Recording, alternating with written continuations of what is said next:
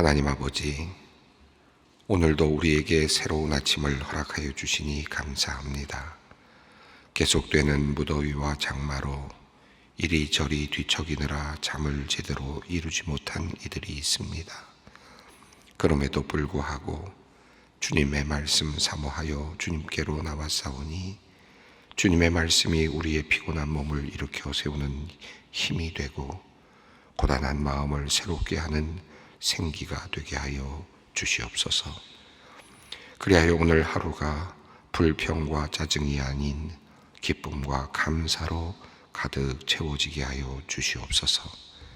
하나님, 우리의 생각과 감정, 행동이 날씨와 환경의 지배를 받지 않도록 우리를 붙들어 주시기를 간구합니다.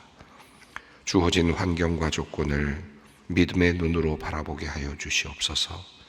그리하여 그 안에 숨겨진 주님의 뜻을 찾아내고 힘든 상황을 이겨내는 믿음의 체력을 기를 수 있도록 인도하여 주시옵소서. 뜨거운 태양 아래서 곡식을 여물게 하시는 하나님의 일하심과 질서를 발견하게 하시고 푸름으로 가득한 자연 속에서 하나님의 놀라운 생명력의 기운을 경험하게 하여 주시옵소서. 약한 자들을 돌보시는 하나님, 이 무더움의 절기에 인간다운 삶을 살아가는데 신체적으로 정신적으로 어려움을 겪는 사회적 약자들을 위하여 기도합니다. 소년, 소녀, 가장, 독거노인, 장애인, 노숙자, 저소득층 및 다문화와 결손 가정 등 편견과 불평등을 경험해온 이들이 하나님의 사랑과 자비를 경험케 되기를 원합니다. 그리하여 세상이 주지 못하는 평안과 새로운 소망을 발견케 하여 주시옵소서. 무엇보다도 하나님의 자녀된 우리가 지극히 작은 자 하나에게 한 것이 곧 내게 한 것이다 라는 주님의 말씀을 기억하며 그들을 향한 하나님의 마음을 우리 안에 담기를 소망합니다. 하나님의 마음을 품어 존중과 배려로 그들을 대하게 하시고 그들과 우리가 가진 것을 기꺼이 나누며 살아가게 하여 주시옵소서. 더불어 이 땅에서 일하는 외국인 노동자들과 고향과 가족을 버리고 떠나온 탈북민들을 위하여 기도합니다. 그들이 이 땅에서 살아가면서 참 좋은 이웃을 만날 수 있기를 기도합니다.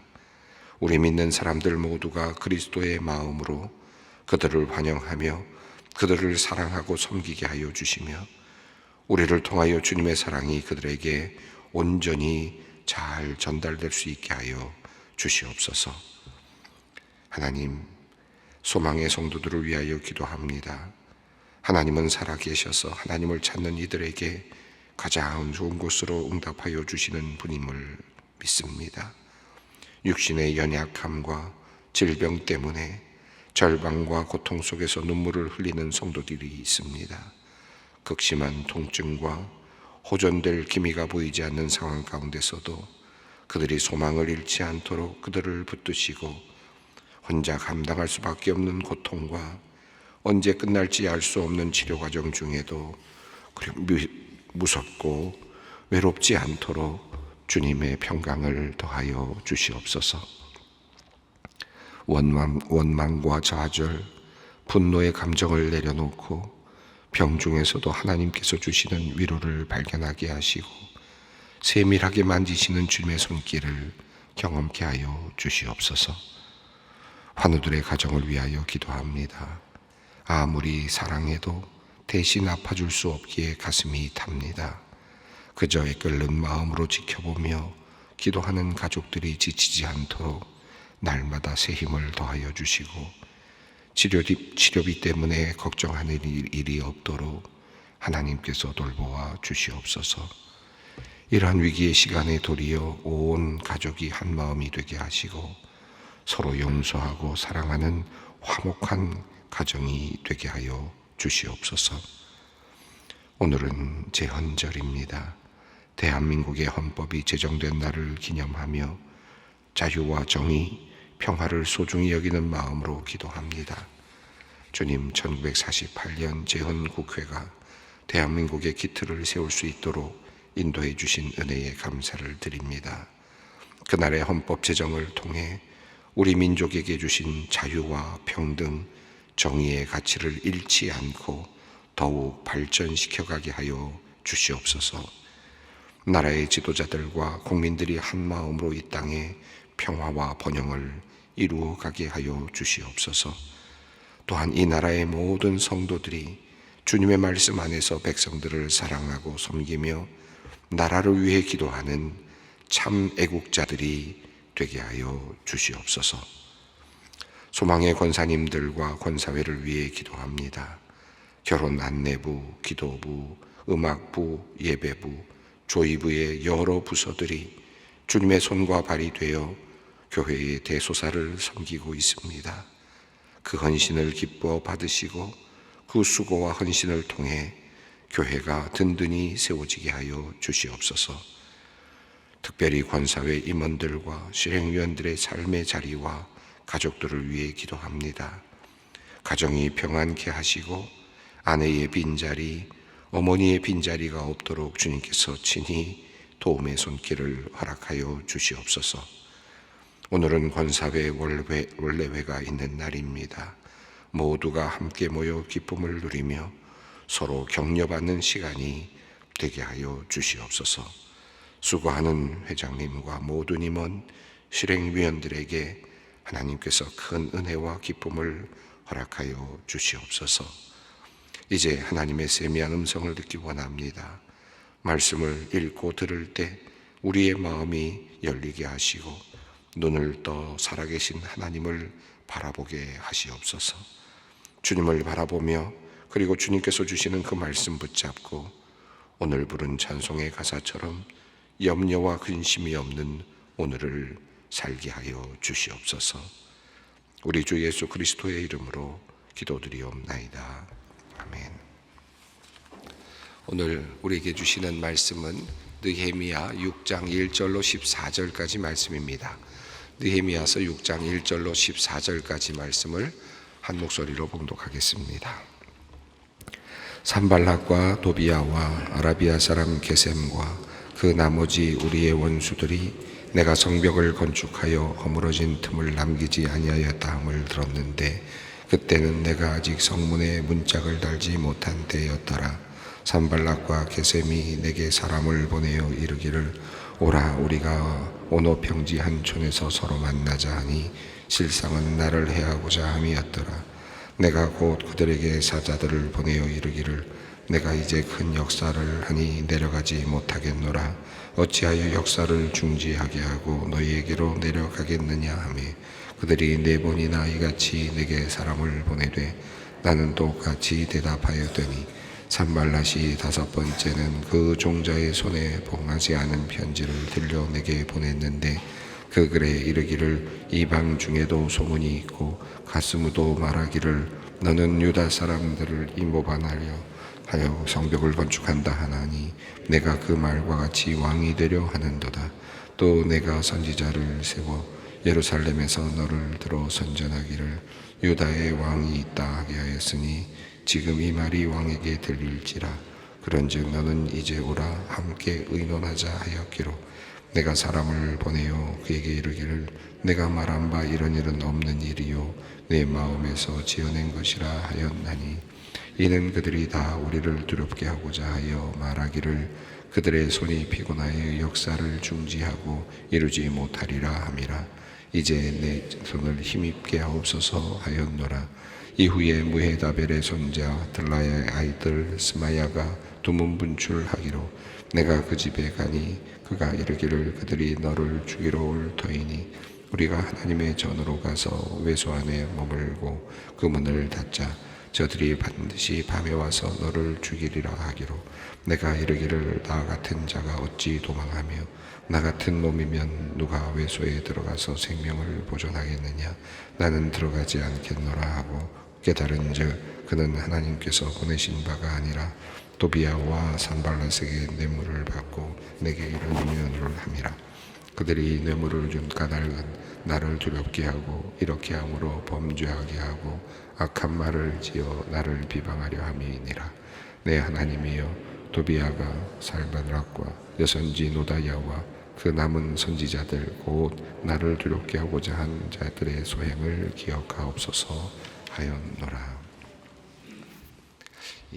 오늘 본문 말씀은 지겨운 이름, 어쩌면 그에게는 참으로 지겨운 이름이었을 것 같은 느헤미야가 예루살렘에 와서 이제 예루살렘 성벽을 이제 구축하고 또 다시 세우고 또 이스라엘 거민들, 그 안에 살고 있는 예루살렘 거민들을 잘 또 다스리면서 그들이 서로 이자를 또 받지 않도록 하고 또 스스로는 자기 자신이 모범을 보이면서 예루살렘 거민들을 잘 이끌어 가려고 하는 그런 과정 중에서 끊임없이 괴롭혔던 바른 그리고 옳은 길을 가려고 하는 그런 지도자 느헤미야에게 이유 없이, 어찌 보면 이유가 없다고도 할 수 있겠는데요, 이유 없이 계속해서 끊임없이 그를 괴롭히고 어렵게 하였던 사람들의 이름, 그리고 그들이 어떤 일을 하였는지에 대한 이야기가 나오고 있습니다.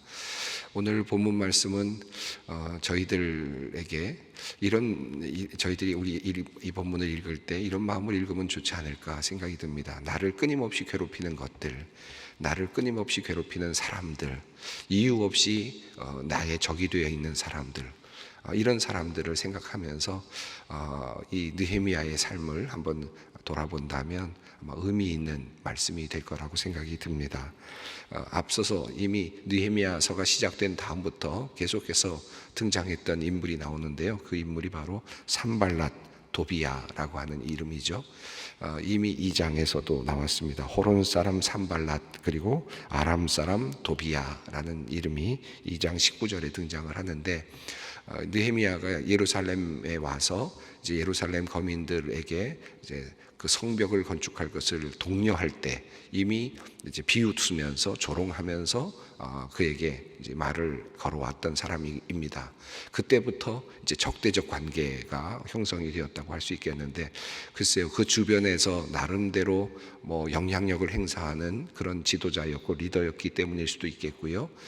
또 그러면서도 또 동시에 예루살렘이 안전한 성이 되었을 때 그 주변에 있는 그들에게 어떤 큰 위협이 될 거라고 생각해서 했을 가능성도 있겠는데, 산발락과 도비야는 예루살렘 성벽이 온전하게 완전하게 구축되는 것을 원치 않았습니다.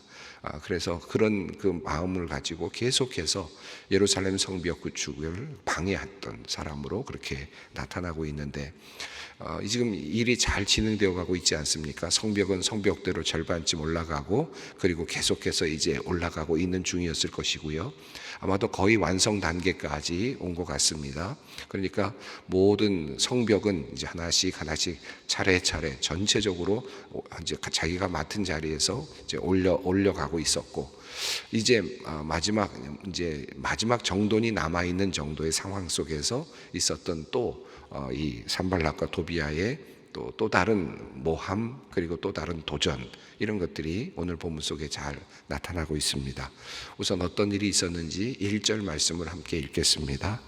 산발락과 도비야와 아라비아 사람 게셈과 그 나머지 우리의 원수들이 내가 성벽을 건축하여 허물어진 틈을 남기지 아니하였다함을 들었는데 그때는 내가 아직 성문에 문짝을 달지 못한 때였더라. 이 내용을 보면 성벽 건축이 완전하게 완성되기 전의 이야기이죠.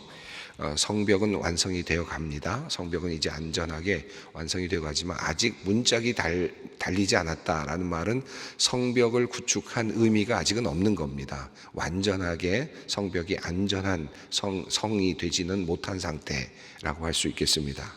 아직도 그러니까 이 느헤미야에게는 할 일이 남아 있는 겁니다. 이제 안전한 예루살렘 성을 만들어 가는, 비록 대단한 성은 아니지만 다 허물어져서 완전히 허물어졌던 성을 이제 다시 세워가면서 무너진 성벽들을 다시 세워가는 일이었지만, 그래도 예루살렘의 거민들이 그래도 어느 정도 안전하게 거할 수 있는 그런 성을 만들어가고 있는데, 아직 문짝을 달지 못했으니까 언제든지 사실은 적의 공격으로부터 얼마든지 어려움을 당할 수 있는 상황이었습니다. 속히 문짝을 만들어서 달아야 되겠죠. 그래야 안전한 성을 만들 수 있을 것입니다. 아직 완성되지 않은 상태인데 산발랏 도비야라고 하는 이름, 앞서서부터 계속 나오고 있는 이름인데 아마도 도비야는 산발랏의 부하였을 것 같습니다. 이 산발랏과 도비야는 끊임없이 계속해서 이제 도전을 해오는데, 여기 또 다른 사람 이름이 하나 나오는데 아라비아 사람 게셈이라는 이름이 나옵니다. 이 게셈이라는 이름은 앞에서는 또 나오지 않았던 이름인데 뒤에 새롭게 또 등장을 하는 이름이 나옵니다. 이제 우리가 늘 그렇지 않습니까? 살아가면서 끊임없이 나를 망가뜨리려고 하고 나를 이렇게 어렵게 하는 어떤 주된 그런 한 원수 같은 사람이 있고요. 그리고는 또 나타났다가 사라지는, 그저 어느 사건에 함께 동조했다가 나를 괴롭히고 어렵게 만들고는 슬그머니 사라지는 그런 사람들도 있죠. 그런 사람들이 계속해서 나타나고 사라집니다. 계속해서 나를 힘들게 하려고 하는 특별한 사람들이 있고, 또 그 주변에서 거기에 동조해서 또 함께 하다가 또 사라지기도 하는 사람들이 있고, 산발랏과 도비야는 어찌 보면 나의 주적과 같은 그런 존재라고 할 수 있겠고, 끊임없이 나를 괴롭히려고 마음 먹고 작정하고 달려드는 그런 사람이라고 할 수 있겠고, 게셈은 뭣도 모르고 그냥 달려들었다가 또 이 일에 대해서는 함께 동조하고는 또 슬그머니 사라지는 그런 인물일 수도 있겠습니다. 산발랏과 도비야와 아라비아 사람 게셈과 나머지 우리의 원수들이, 또 그 외에도 사람들이 있었습니다. 자, 이런 사람들이 내가 성벽을 건축하여 허물어진 틈을 남기지 아니하였다 함을 들었습니다. 자, 성벽이 점점 더 완성되어 간다. 자칫하면 이제 예루살렘 성이 완성되고 든든한 성이 될 것 같다. 그러면 주변에 있는 우리들이 위협을 받게 된다. 아마 이런 생각을 했을 것입니다. 빨리 이 일이 잘 이루어지지 않도록, 문짝이 달리지 않도록, 예루살렘 성이 제대로 기능을 하지 못하도록 만들어야 되겠다라는 그런 다급함이 그들에게 또 있었겠죠. 자, 그런 마음을 가지고 그들이 이제 또 다른 모함 또는 계략을 지금 펼쳐갑니다. 2절 말씀을 읽습니다. 산발랏과 게셈이 내게 사람을 보내어 이르기를 오라 우리가 오노 평지 한 촌에서 서로 만나자 하니 실상은 나를 해하고자 함이었더라. 어느 평지로 나와라. 느헤미야에게 그런 지금 그 편지를 보낸 겁니다. 뜬금없이 이야기를 좀 하자. 또 뭐 현안의 문제에 대해서 우리가 함께 좀 이야기를 나누자. 뭐 여러 가지 이유를 댔겠죠. 나와라 했지만 실제적으로 그들은 지금 그를 바깥으로 불러내서 그를 살해하려고 하는, 죽이려고 하는 그런 음모였을 것이다. 실상은 나를 해하려고 했다라는 겁니다. 자, 이렇게 그들은 호시탐탐 지금 느헤미야를 어떻게든지 꺾으려고 노력을 지금 하고 있습니다. 자, 그래서 그는 어떻게 대답합니까? 3절입니다. 내가 곧 그들에게 사자들을 보내어 이르기를 내가 이제 큰 역사를 하니 내려가지 못하겠노라. 어찌하여 역사를 중지하게 하고 너희에게 내려가겠느냐 하매. 적절하게 대답을 했습니다. 내가 지금 여기서 큰 일을 하고 있기 때문에 시간이 없다. 또 거기까지 갈 만한 이유가 없다라고 그렇게 대답을 하였습니다. 그는 오로지 그와 같은 뭐라 그럴까요?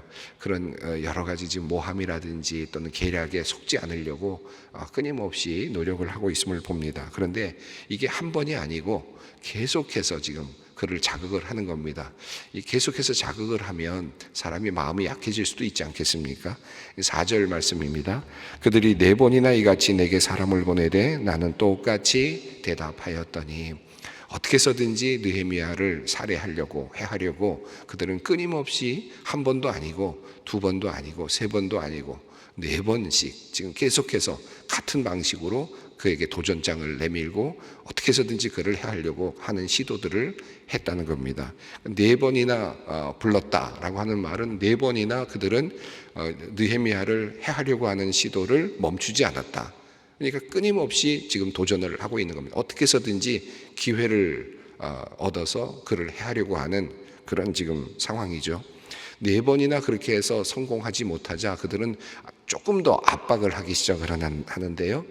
그 압박이 어쩌면 느헤미야의 마음을 흔들 수도 있다고 생각을 한 것 같습니다. 5절입니다.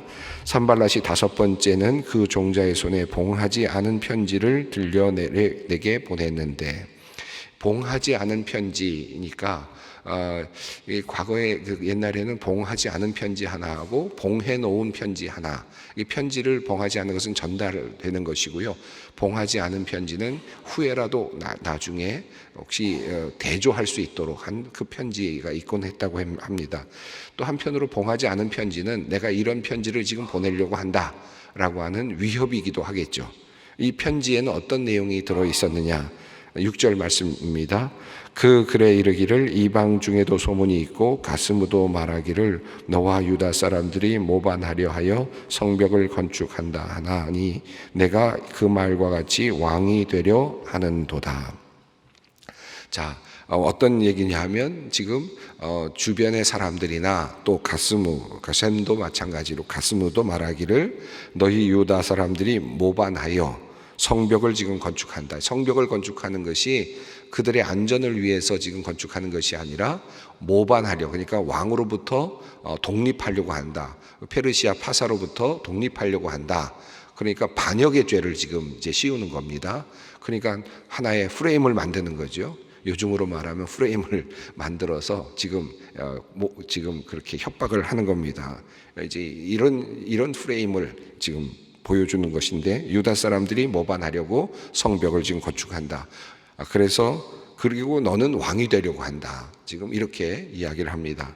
느헤미야는 지금 모범적으로 자신의 녹도 받지 아니하고 열심히 이스라엘 백성들을 섬기면서 예루살렘 이 성터 안에서 지금 이스라엘 백성들이 번성해 나갈 수 있는 기초를 마련하려고 노력을 하고 있는데, 지금 그들은 이제 네가 왕이 되려고 하고 그리고 이스라엘은 지금 독립하려고 한다라고 하는 그런 이야기를 하는 겁니다.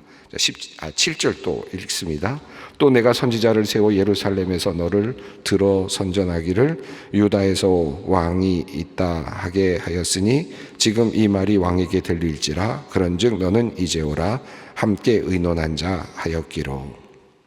자, 그리고는 심지어는 네가 선지자를 세워서 예루살렘에서 너를 들어 선전하기를 유다의 왕이 있다 하게 하였으니, 이 말은 과거에 이 사울 왕이나 다윗 왕이 될 때 그냥 스스로 왕이 된 것이 아니라 선지자가 기름을 부어서 왕이 되지 않았습니까? 그것처럼 지금 네가 기름 부음을 받는 것처럼 선지자를 내세워서 선전을 하면서 그렇게 지금 왕이 되려고 하고 있다. 과거의 영광으로 돌아가려고 하고 있다라고 지금 그런 이야기가 있다. 그러니까 그 이야기를 지금 왕에게 하려고 한다. 이 왕은 누구겠습니까? 이 바사의 왕, 페르시아의 왕, 그러니까 아닥사스다 왕이겠죠. 그를 신뢰하고 또 사랑하는 마음으로 예루살렘까지 총독으로 보내주었던 그 왕에게 이런 서신을 보낼 것이다. 자, 그럼 네가 어떻게 될 거냐라는 겁니다. 자, 그러니까 위협을 하는 거죠. 더 압박을 하는 거죠.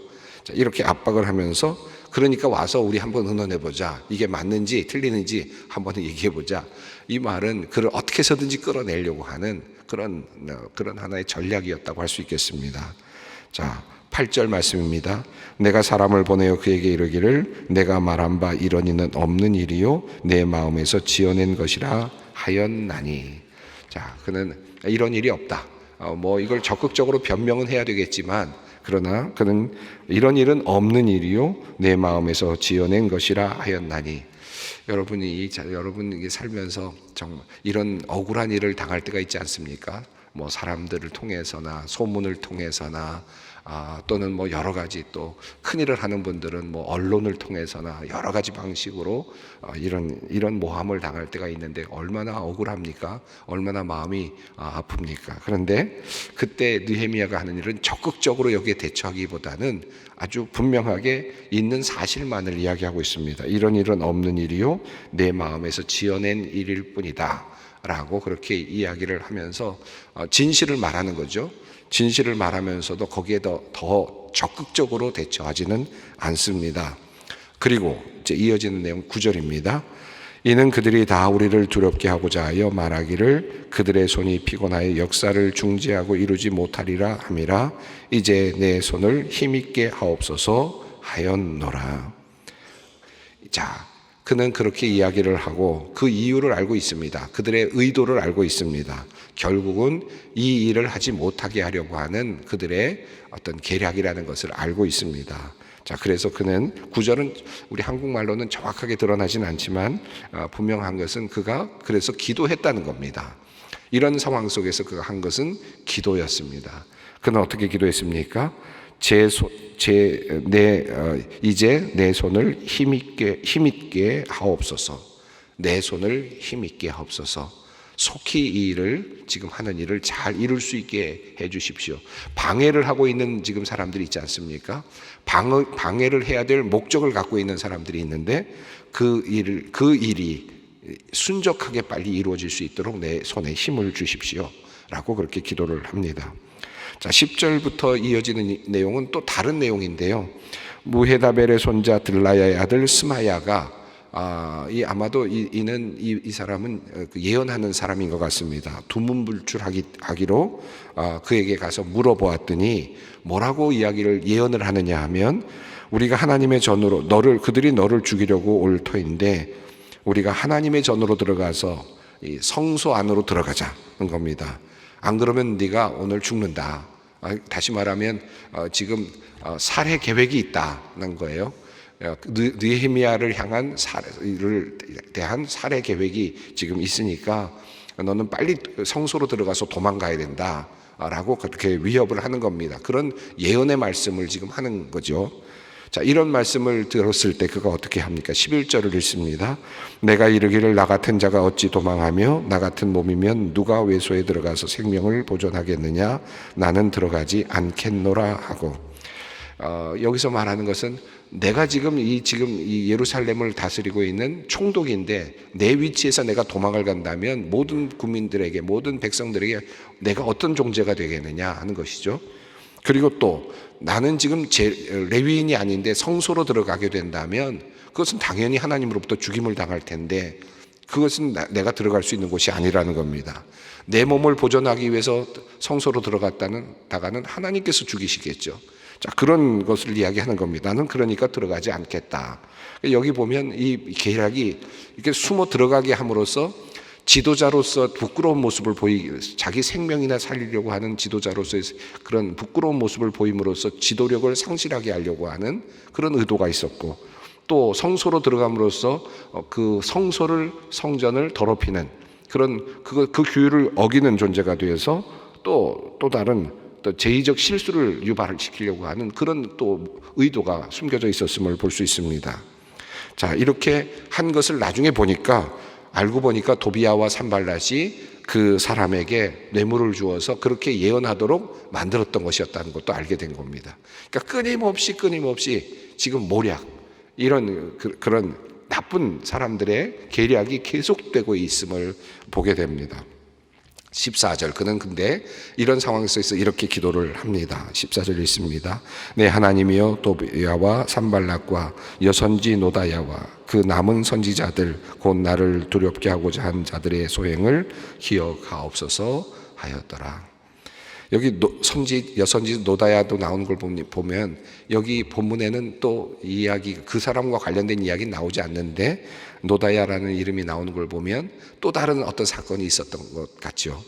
자, 그런데 끊임없이 그가 하려고 했던 이 일을 방해했던 수많은 세력들 그들을 향해서 하나님께 기도하는데 하나님 그들의 악한 소행을 기억하옵소서.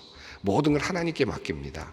하나님께 맡기고 자신이 해야 할 일을 지혜롭게 끊임없이 해나가고 있는 모습을 보게 됩니다. 하나님 저들의 악한 행동을 기억하옵소서. 이것이 그가 했던 기도의 내용이었습니다. 우리가 살아가면서 참 억울한 일도 많이 당하고요. 또 정말 악한 사람들이 끊임없이 도전해오고 끊임없이 우리를 무너뜨리려고 할 때가 많은데 느헤미야의 했던 이 기도는 두 가지였습니다. 하나님 나의 손에 힘이 있게 해주십시오 라고 하는 것과 저들의 악행을 기억해 주십시오. 이것으로 끝이었습니다. 그는 그러면서 힘있게 그 모든 모함과 그리고 그들의 책략을 이겨나가고 그리고 그에게 맡겨진 일을 감당해 내었습니다. 예, 이 말씀 붙잡고 또 우리가 어떻게 살아가야 할까를 생각하면서 기도의 자리로 나가겠습니다. 하늘에 계신 우리 아버지, 아버지의 이름을 거룩하게 하시며 아버지의 나라가 오게 하시며 아버지의 뜻이 하늘에서와 같이 땅에서도 이루어지게 하소서. 오늘 우리에게 일용할 양식을 주시고 우리가 우리에게 잘못한 사람을 용서하여 준 것 같이 우리 죄를 용서하여 주시고 우리를 시험에 빠지지 않게 하시고 악에서 구하소서. 나라와 권능과 영광이 영원히 아버지의 것입니다. 아멘.